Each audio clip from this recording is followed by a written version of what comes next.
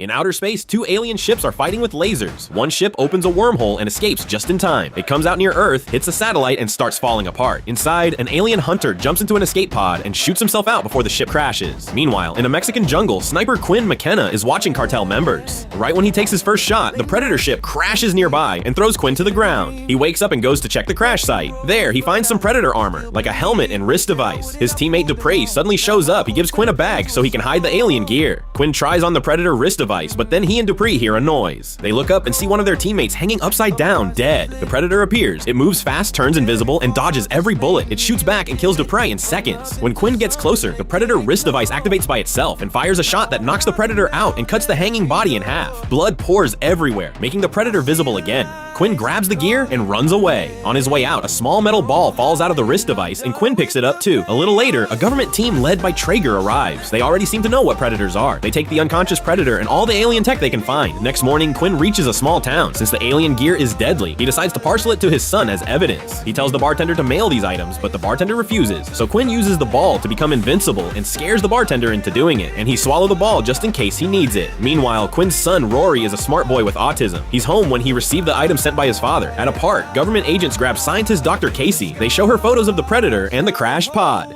They tell her these aliens have visited Earth many times, and now they're showing up even more. That evening, Rory's mom asks him to go trick-or-treating, but he refuses because the bullies will recognize him. He goes to the basement instead and opens the package. Inside is the Predator gear. The wrist device turns on, and Rory starts playing with it like a computer. Quinn, meanwhile, gets captured by the government and placed in a mental checkup room. Traeger watches him, and Quinn quickly realizes they want to keep everything secret. After the test, they put Quinn on a bus with other prisoners. These guys act weird and don't believe him when he says he saw an alien. Dr. Casey arrives at Traeger's secret facility. She's shocked to see many alien items and even more shocked when she discovers they have a Predator sedated in a lab. Traeger explains they call them Predators because they love hunting. He also tells her that this Predator has human DNA in its body and they want to know how. On the road, the bus carrying Quinn suddenly gets a message telling it to return to the base. At the same time, another Predator ship arrives through a wormhole above Earth. This ship sends two alien dogs and a bigger Predator to Earth. This new Predator is tracking the signal from the wrist device Rory is using. Back at the lab, the Predator that was sedated suddenly wakes up. The scientists panic and try to hold it down, but it breaks free and starts killing everyone in the room. Casey grabs a tranquilizer gun from a dead guard, picks up an alien sample, and runs. She reaches a door, but it won't open until she goes through a decontamination shower, so she quickly steps inside, gets sprayed, and waits for the door to unlock. The Predator looks around the facility, searching for its missing mask and wrist device. It sees Casey in the shower area, but ignores her, since she isn't a threat, and the door behind her is already open. It grabs a Predator helmet from a table, activates it, and sees a signal point straight to Rory. Soldiers try to stop it, but the Predator kills each one easily and escapes the building. Outside the bus, Quinn is on stops, and the prisoners sees alien jumping from building rooftop. The prisoners finally believe Quinn was speaking truth, and they decide to escape. They start a fake fight, making the guards enter the bus, then jump them, grab their weapons, and throw them out.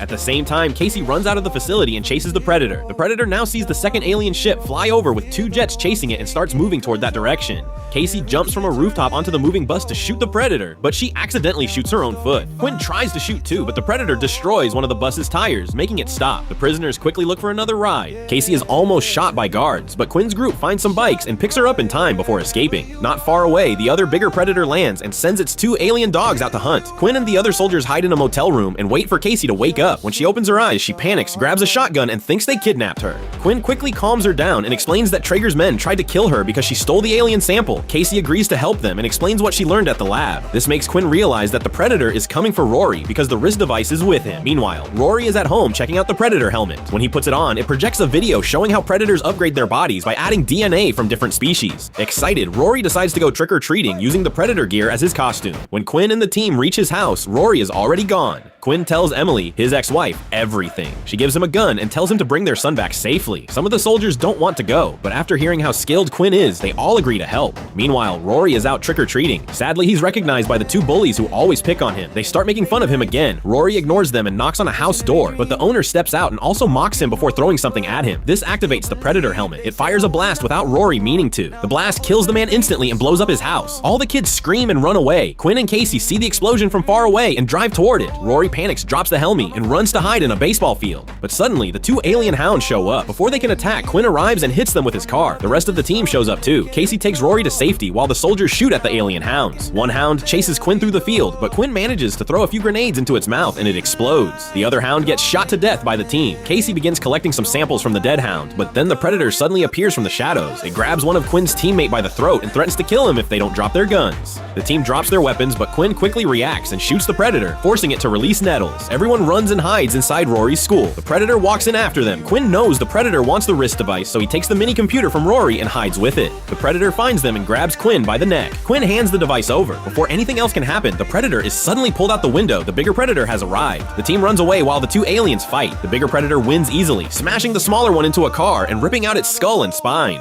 Police sirens approach, so the bigger predator looks at the humans' names on the wrist device and tries to find McKenna, thinking that's the one he's looking for. Then it turns invisible and disappears. Quinn calls Emily to tell her what's happening, but government agents are already watching her. She put her phone in water so they can't track Quinn. Meanwhile, Traeger and his men reach the smaller predator's body. Traeger realizes the bigger predator was hunting this one because it stole something important. And to find that stolen item, they need Rory. Quinn and his team hide inside a barn. Casey checks the alien sample and confirms something scary. Predators are upgrading themselves with DNA from different species to become stronger and smarter. Suddenly, they hear strange noises. The second alien hound, the one that survived the grenades, has followed them, but this hound isn't angry anymore. It acts like a friendly dog. Nettles stops everyone from shooting it, saying it could be useful. Casey tries talking to the hound, but before she gets anywhere, Traeger arrives in a helicopter. She throws something for the hound to chase so it can hide. Traeger comes out and demands to know where the wrist device is. Quinn and Casey refuse to talk, so the agents punch Quinn while Traeger questions Casey. He explains what he believes. Predators know humans are destroying Earth and don't have many years left, so predators are taking the best DNA from humans before we go extinct. Back at Emily's house, government agents search every room looking for the predator gear. Suddenly, the bigger predator breaks in. It kills all the agents in seconds. Emily hides quietly as the predator searches Rory's room. It sees a map on the desk that shows the location of a predator ship. That map is drawn by Rory. The agent guarding Rory notices this and sends the info to Traeger. Immediately, Traeger takes Rory into the helicopter and leaves. He tells his men to kill Quinn and Casey. Quinn easily beats two agents with his military skills. Another agent almost kills Casey, but the friendly hound shows up and spits out a grenade. Casey uses the moment to hit the agent with a chair. Then she jumps out of the way before the grenade explodes. The team reunites outside. They wonder how to escape. Then a helicopter appears. Their remaining teammates stole it and came back for them. Soon they reach the location of the second predator ship. Traeger forces Rory to unlock the door and they enter the ship. Traeger orders his men to take everything inside. Suddenly, one agent is thrown to the floor. Quinn has been following them while using the invisibility device from the swallowed metal ball. Quinn catches Traeger and drags him outside. Meanwhile, Quinn's team is fighting Traeger's men around the ship, pushing them back. Suddenly, one of Quinn's teammates is attacked and badly injured by the bigger predator. Before dying, he fires a flare into the sky. The bright light distracts Traeger long enough for him to punch Quinn and run.